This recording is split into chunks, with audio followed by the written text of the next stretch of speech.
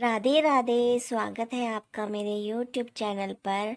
निधिवन। एक बार कलकत्ता का एक भगत अपने गुरु की सुनाई हुई भगवत कथा से इतना मोहित हुआ कि वे हर समय वृंदावन आने की सोचने लगा। उसके गुरु उसे निधिवन के बारे में बताया करते थे और कहते थे कि आज भी भगवान महारात्रि को रास रचाने आते हैं।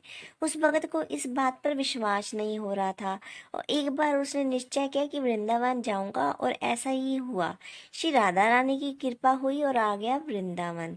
उसने जी भर कर बिहारी जी का, राधा रानी का दर्शन किया, लेकिन अब भी उसे इस बात पर यकीन नहीं था कि निधिवन में रात्रि को भगवान रास रचाते हैं। उसने सोचा कि एक दिन निधिवन रुक कर देखता हूँ, इसलिए वो वहीं पर रुक गया और देर तक बैठा रहा। और जब शाम होने को आई तब एक पेड़ की लता की आड़ में छिप गया।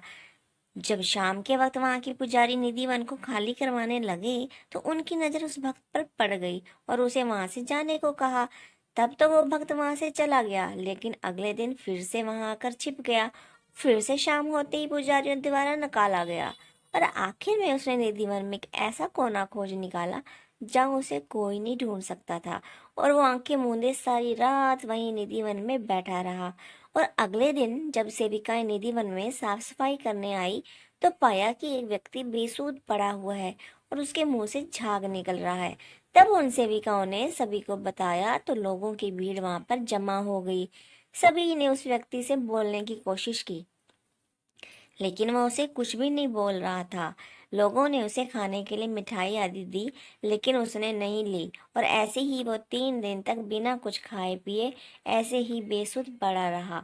और 5 दिन बाद उसके गुरु, जो कि गोवर्धन धाम में रहते थे, बताया गया कि उसके गुरुजी वहां पहुंचे और उसे गोवर्धन अपने आश्रम में ले गए। आश्रम में भी वो ऐसे ही रहा। एक दिन सुबह सुबह उस व्यक्ति ने अपने गुरुजी से लिखने के लिए कलम और कागज मांगा। गुरुजी ने ऐसा ही किया और उसे वो कलम और कागज देकर मानसी गंगा में स्नान करने चले गए।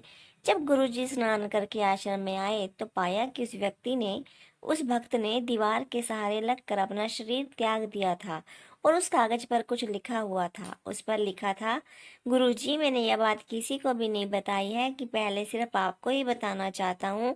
आप कहते थे ना कि निधिवन में आज भी भगवान रास रचाने आते हैं, और आपकी इस बात पर मैं यकीन नहीं करता था, लेकिन जब मैं निधिवन में रुका तब मैंने साक्षात बांके बिहारी का राधा रानी के साथ, गोपिकाओं के साथ रास रचाते हुए दर्शन किया।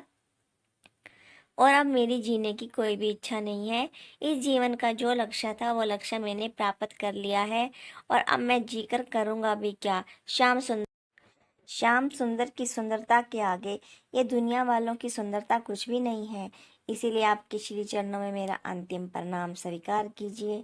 वो पत्थर जो उस भगत ने गुरु के लिए लिखा था आज भी मथुरा के सरकारी संग्रहालय में रखा हुआ है और बंगाली भाषा में लिखा हुआ है। कहा जाता है निधिवन की सारी लताएं गोपियां हैं जो एक दूसरे की बाहों में बाहें डाले खड़ी हैं। जब रात में निधिवन में राधा रानी जी बिहारी जी के साथ रास लीला करती हैं तो वहाँ की लताएं गोपियां बन जाती हैं और फिर रासलीला आरंभ होती है। इस रासलीला को कोई नहीं देख सकता। दिन भर में हजारों बंदर, पक्षी, जीव जंतु निधि वन में रहते हैं, पर जैसे ही शाम होती है सब जीव जंतु, बंदर आप निधि वन से बाहर चले जाते हैं। एक परिंदा भी वहाँ नहीं रुकता। यहाँ तक कि जमीन के अंदर के जीव, चींटी आदि भी जमीन के अंदर चले जाते हैं। रासलीला को कोई नहीं देख सकता, क्योंकि रासलीला इस लौकिक जगत की लीला नहीं है।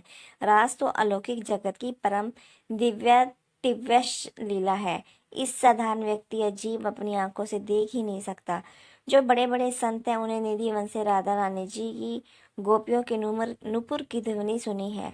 अब रास करते करते राधा रानी जी थक जाती हैं तो बिहारी जी उनके चरण दबाते हैं और रात्रि में शयन करते हैं। आज भी निधि वन में शयन कक्ष है जहाँ पुजारी जी जल का पात्र, पान, फूल, प्रसाद रखते हैं, और जब सुबह पट खोलते हैं तो जल पीला मिलता है, पान चबाया हुआ मिलता है और फूल बिखरे हुए मिलते हैं। वृंदावन धाम जब भी आओ इसको तपोभूमि समझकर मानसिक व शारीरिक तप किया करो।